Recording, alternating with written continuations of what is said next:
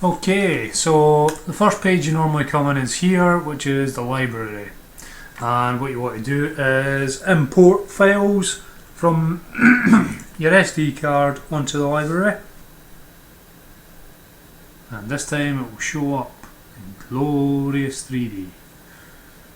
There we go. Now I'm not saying these pictures are the best pictures in the world, right? Okay, they're just like holiday snaps for the most part. Some of them are out of focus, blah blah blah. It's not the point. The point is to learn how to catalogue and so on various images. And the first part of these are for a different night out, so I'm not going to import them. So what I'm doing here is I've just clicked on that, right? Now there is a difference between clicking on the middle bit, the picture, and clicking on the outside edge, right? So pay attention, I am clicking on the outside edge. And then I'm holding down Shift key. There might be other options on a Mac, I don't know what they are, you probably know what the equivalent is, but I think Control is Command on a Mac, something like that. Anyway, Shift key and then clicking up to the top to highlight all those, and then I'll just click on one tick and it takes them all off. So all the rest I kind of want to bring in here. Now this was in Northumberland, so I'm going to want to mention that. So my folder structure here, right? Inside my C drive, right, again I'm going to pretend you've only got one disk, but if you don't have one disk, we'll call C drive my main drive and E my backup drive, so it's like the big fat drive, okay? So for speed of working, because my C drive is an SD drive, I'm just going to put everything there. So there's a folder called working jobs, okay? And the reason we're doing working jobs is after you've been through them all, you move the good ones to final jobs, and that's the one you archive and you delete everything else. It keeps it nice and clean. Some guy called Jarad something or other, I nicked that idea off. If anyone knows the full credit, by all means give him it. But either way, working jobs. So I've clicked on the top level working jobs and I'm going to put it into a subfolder here. And it's just going to be Northumberland, blah blah. If you want to put a date in it, put a date in it. I do not put date in it. The organise thing here comes default as by date. I don't like that. Just put it in one folder. I don't really care if I took it the first night, the second night, blah blah blah. It's probably more important when you're doing, you know, an extended wedding job or something like that, over several days.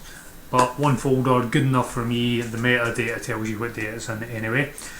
So the next time is develop settings. No, don't want to bother. Metadata is standard. Now what I've done is I've just set up like one name photography on Onphoto.co.uk, my name, that kind of junk, to embed the metadata in. This part's the boring part and the part no one really wants to do, but you do want to do it. So I'm going to give you some examples. So Northumberland, a loaf B&B, which is where we're staying at, kind of vegan place. So I don't know, Berwick upon Tweed,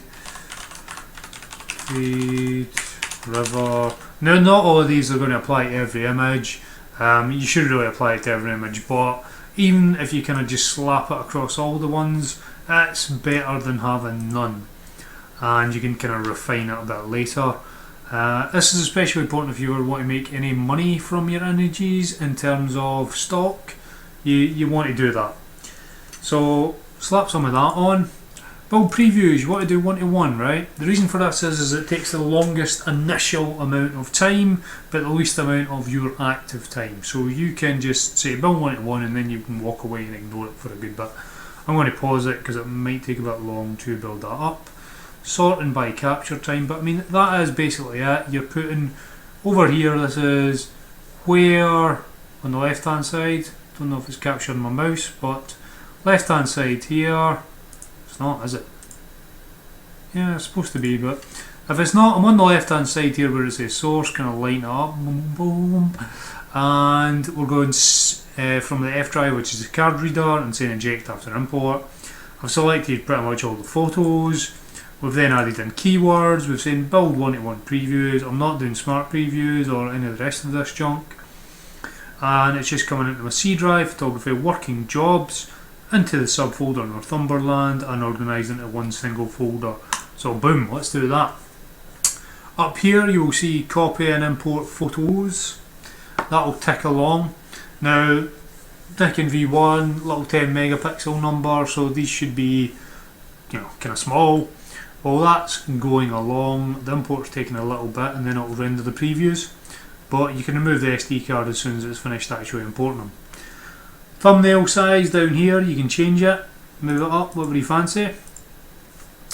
We've got some quick develop stuff on the right here, and we've got some public services and collections on the left. So I might pause it a bit while that finishes importing and building. Okay, so that's everything finished encoding and so on. Now, main library view, we've got them here, blah blah blah blah blah. You can see your keywords here, which we've stuck in. You might want to put more in, like say you wanted to select all these using that shift select trick again on the edges. We could, put dog in there and that would add dog into those, blah blah blah. Okay, but really the first thing you want to do, now that your one-to-one previews are rendered, is go through them and see which ones are worth keeping. What's in focus. Now, if you have two monitors, the best way is survey view, and see there's that little arrow there to kind of bring them back and forth. It'll probably already be there, but if you're in survey view and you select multiples with the shift key, okay, that means on the second monitor you can bring it up as a loop, which is this one, which means you can zoom into it. And basically what it means is you can look at about 5 of these and say we just pretend we've got a second monitor.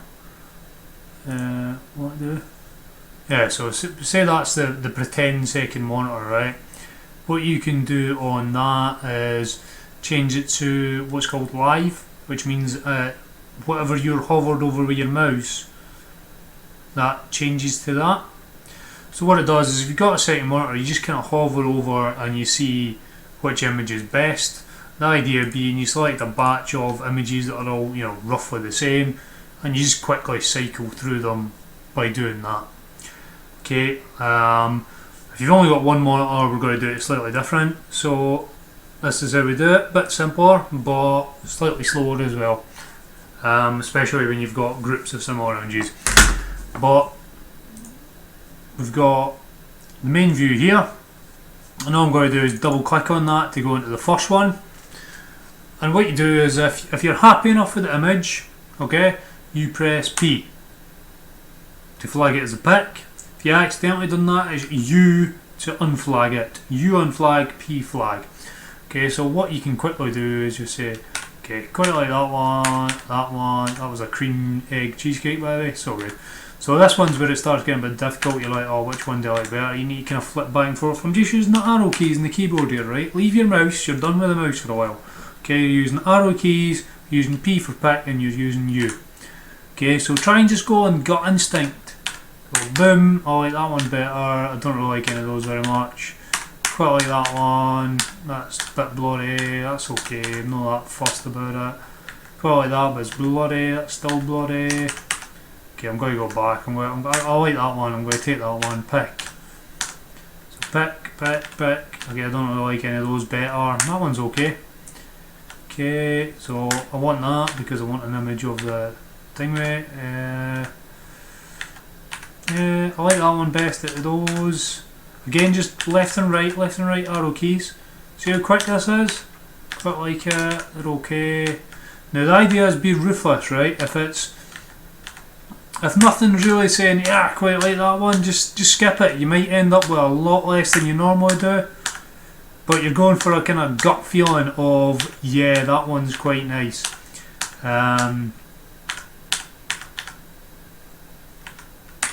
So that one, okay, go with that. There's a bit of swan rate that was on the go, not very pleasant. That's nature though, that's the beauty of nature. So I'm not fussed about much of these. Quite like that one. Okay, I want to get the food in because of the blog. Quite like the old Rhine Shackle house. Now we're roaming a bit. Okay, like that one. Salads, brilliant. Meat, great.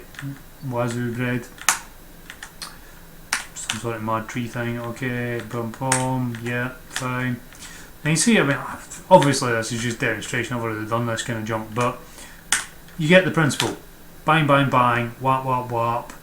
Pick everything, right? Now, once you've got everything picked, go back to your grid view, the main grid view. You can press G key or just use the mouse. And the filters are available now. What it's doing is just filtering by, you know, what various things. Okay, so what I'm going to do is filter by flag, and boom, quick as that, I have the 23 images I flagged. Now you probably have more than that, but either way, you'll get through those 156 really fast. I mean, I must have went through at least 80 images quite quick there. You'll maybe be a bit slower, but the thing is, be decisive, press B, boom, move on. If you end up with a couple that are sort of the same, at that point you can go in for a better look and a bit of a compare.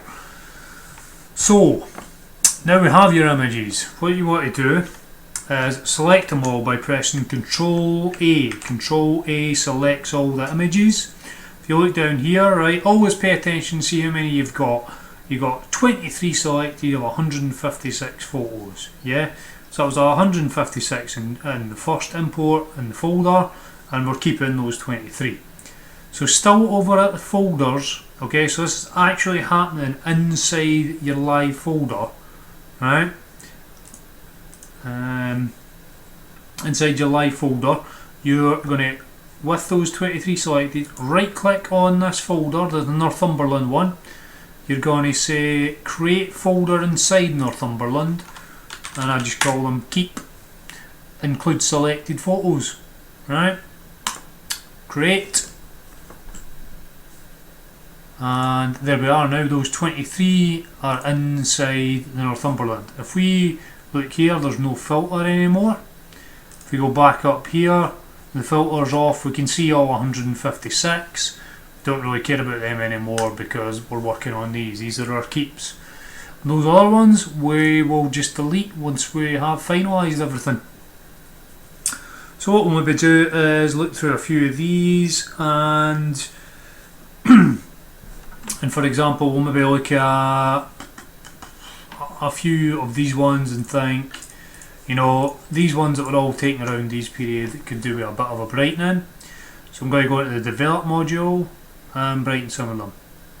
And in fact, I'm going to step back one. I'm just going to do one image. I'm going to assume that you don't know how to use Lightroom at all and haven't used it even for one image. So I'm going to select this one image of a delicious cake, and I'm going to go into in fact no, I'll make a harder one. I'll use this one. Okay, told you unpolished, but it's free, so you know, let's just remember that. So into the develop module, and we get some tools up here. Now some of you might say this is a crap photo. Well, you know, maybe, but doesn't matter. Who are you to judge me? I'm just kidding. So I mean, I think it's an okay photo. I think it would look better in black and white, but just for now I'm going to pretend that's not going to happen. And what I'll say is, okay, so what the idea is, you start at the top and you work your way down.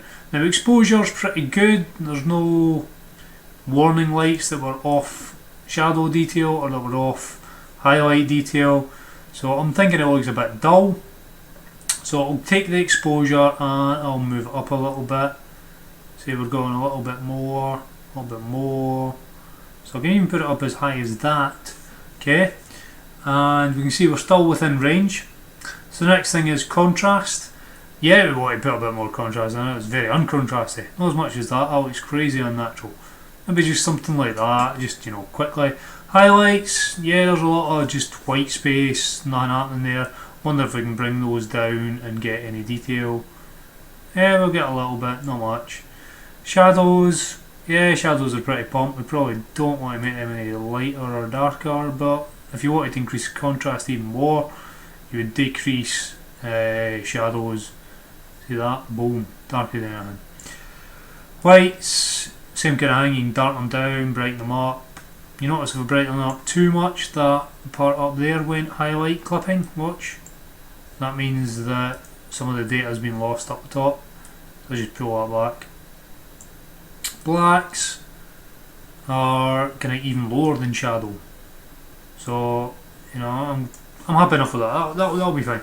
Okay, so say we want to just increase contrast in that back part. Click the little brushy.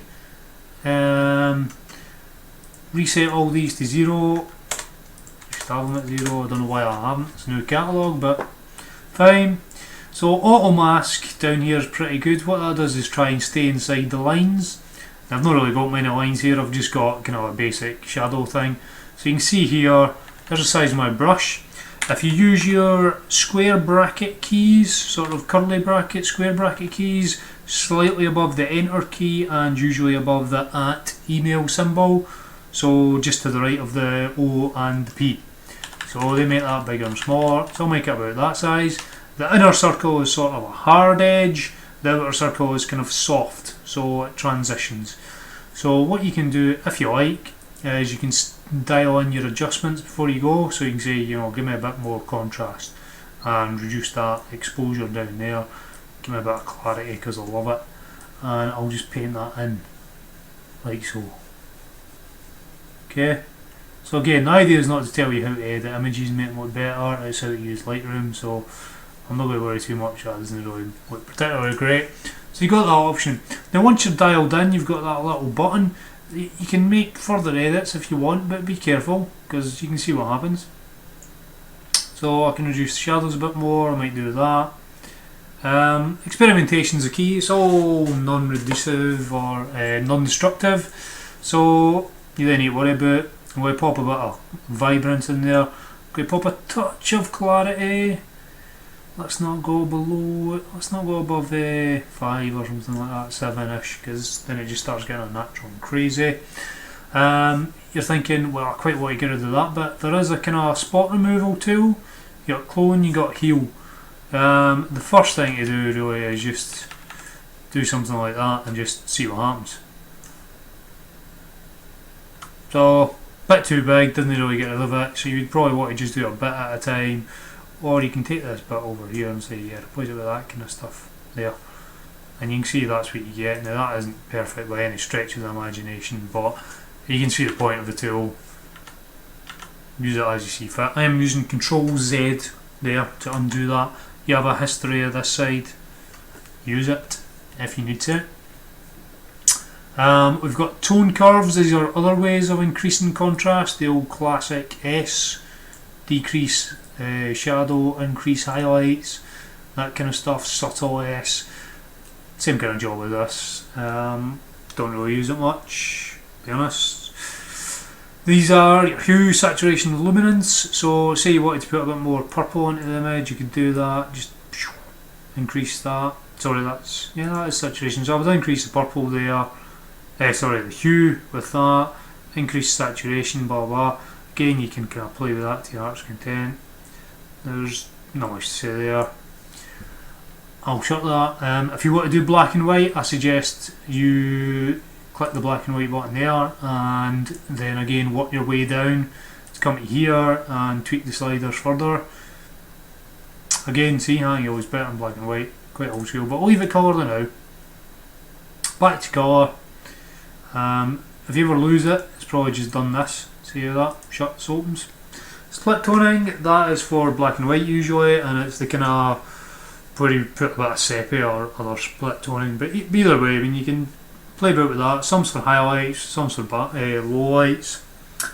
I'm not going to muck about with that much now. Detail, so you've got a sharpen in here. This part can be moved around as you see fit.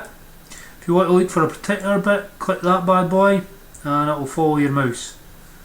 Target it. So say you're particularly interested in this car and how sharp this car looks, then you would leave it there to adjust your sharpening, radius, detail, blah blah blah. There is a sharpening tool within the light, the luminance brush, quite good for, you know, eyes obviously. Noise reduction, if it's nighttime shot, just pop that up a bit, reduce the noise, tweak the sharpening to suit, muck about with it to your heart's content. Generally speaking, as you increase noise reduction, you lose some sharpness, so you have to just play about with it. Low-lit profile and lens corrections, these are, you can either enable these or not enable these, good for wide angle lenses and so on, so look at that. If you're trying to do a wide angle lens, you can automatically do things just so, I mean, one thing to do is just try clicking auto and seeing what you think of the image. If you've got, you know, curvy lines or wonky lines or anything, see how that feels. Effects, vignetting and so on, please don't. Awful. Awful. Adding vignettes and grains and all this kind of stuff. Hate it. Camera calibration. If you're using, for example, Fuji cameras and stuff, there might be some Fuji stuff in here. I just leave it Adobe standard, muck about with it, and so on and so forth. Can we have a before and after? Okay, so there's a before and after of the image by clicking this one. You can see, you know. Do you like that one better? I like that one a bit better, a bit more punch to it. It's a bit dull, a bit punchier. But either way, it doesn't matter. It taught you a little bit about Lightroom. So we're going to take that off, and you can kind of cycle through various views. You know, left, right, boom, boom. Either way, let's go back. And what you can do here, right, and I want to show you this. This is the difference between clicking in the middle and clicking on the edges. Is we can again try to keep clicked on the edges, and say we wanted to look at this other bridge picture, and we say, you know what, we want to basically do exactly the same thing again. You've got two options. You can click previous and it'll apply the previous sets of adjustments. Now there's that big bit in the middle that might have something to do with the fact this is a landscape. I'm not really sure. Anyway, I'm going to undo it. The other options are if you select both images.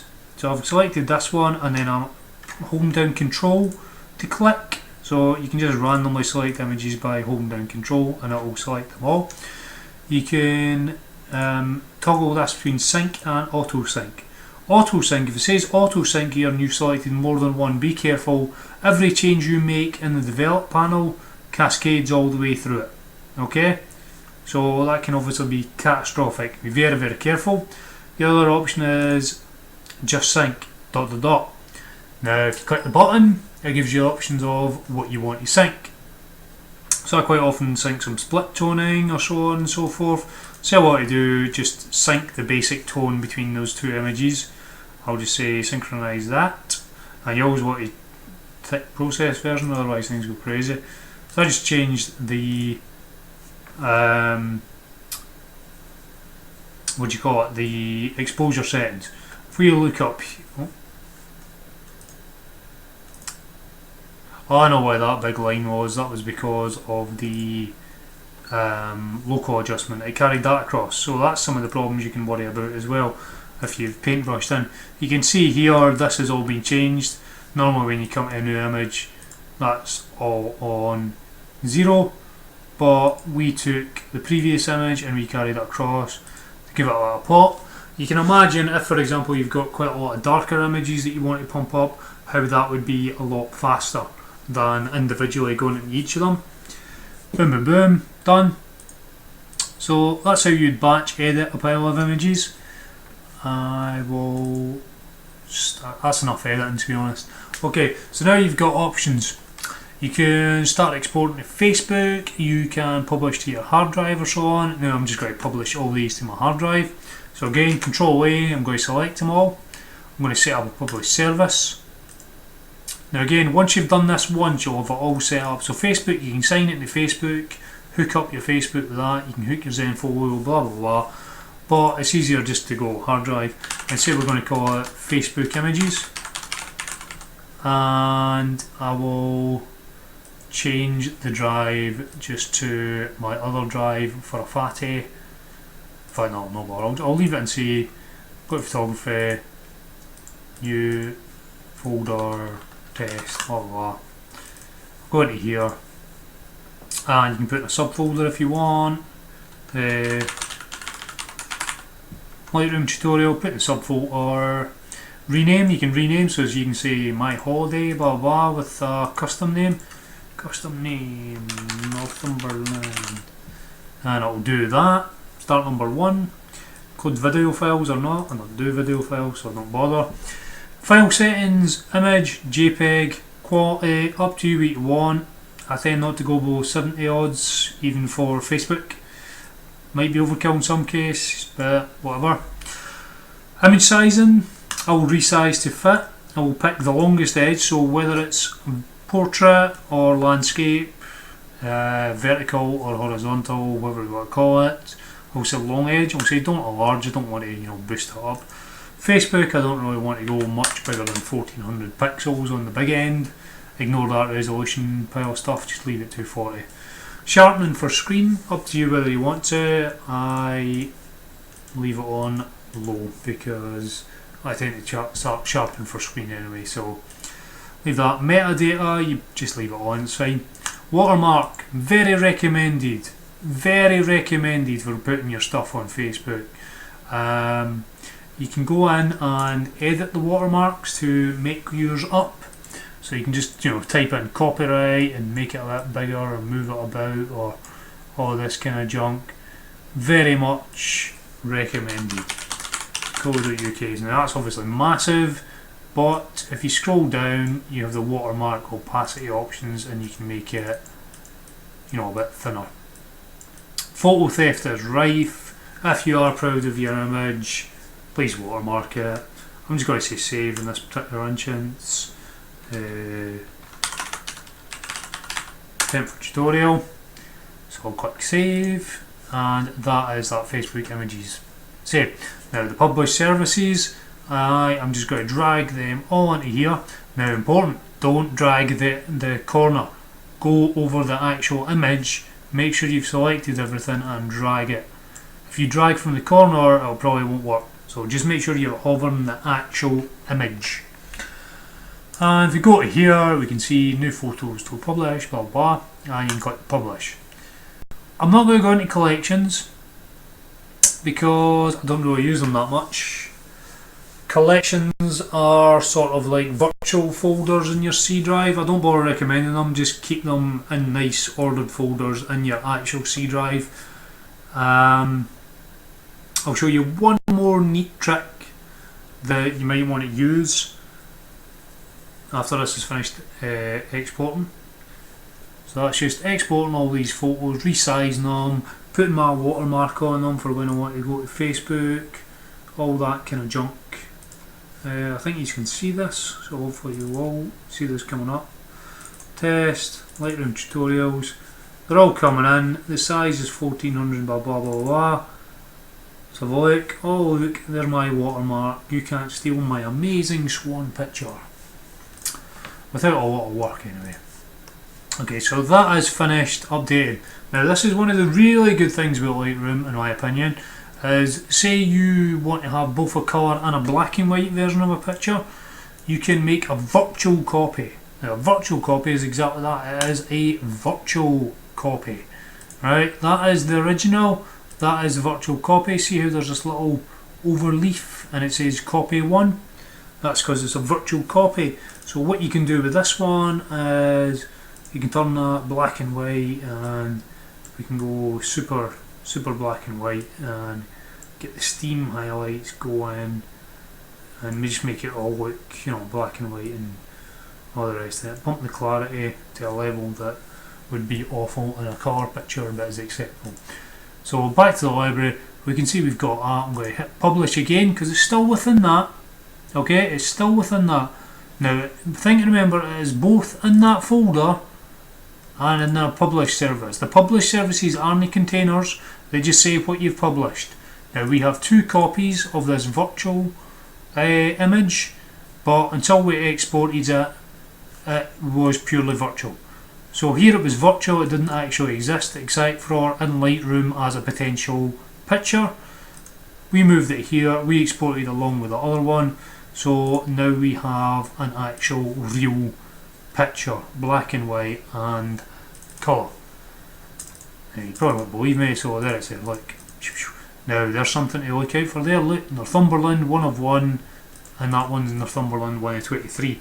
So be careful when you're exporting like this that you're not adding on and making a mess, because really you wanted that to be 24 of whatever, but because it has used X of Y, in the export. That's where you get that. So be a bit cleverer with that. I rushed that because I'm just trying to show you guys some stuff. So that's custom name X and Y, or you can just have custom name sequence, which is probably better than Cumberland 1, 2, 3. Then you could have started that at 24. That's pretty much it, really, for enough to be playing around with. Oh, you can see the advantages. You can catalog, make edits really quick. You can have these virtual copies without actually cluttering up your hard drive. Once you have sorted it, you can easily move them into the one folder. So remember that actually happened. Within Lightroom, we tagged them all. We moved them into a folder. Northumberland, working jobs. So we've got working jobs, Northumberland. We've got the keeps in there, or NF images. So what we do now is we just cut those into a final jobs folder, and we would just move that into there, and then we go back into the working jobs and delete anything that wasn't a keep. The mines are a bit messy at the moment because I've been trying an awful lot of stuff, but basically I can see I had my keep in there, so I would just highlight that and delete everything that wasn't keep. You don't need to keep your images, all your images, it's a waste of time, honestly. Once you've got your keeps, get rid of all the junk, and you'll save a lot of space and time, especially for backing up. Hopefully that's useful. Again, any questions, comments, feel free. I'm not claiming to be an expert, but this should be enough to get you quickly going.